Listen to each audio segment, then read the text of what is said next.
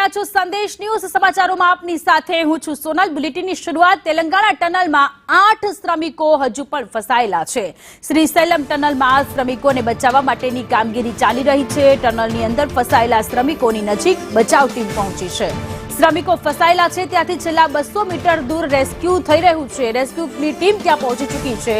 ટનલમાં ભરાયેલું પાણી બચાવ કાર્યમાં ઘણી બધી અડચણ કરી રહ્યું છે।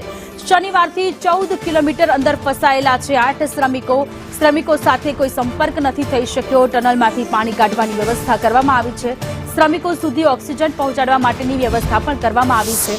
ટનલની અંદર ભારે કાટમાળ અંદર ચાલવું પણ મુશ્કેલ છે। રેસ્ક્યુ ટીમ તેમાંથી પસાર થવા રબર ટ્યુબનો ઉપયોગ કરે છે। છેલ્લા 200 મીટર રેસ્ક્યુ ટીમ માટે પડકારજનક છે।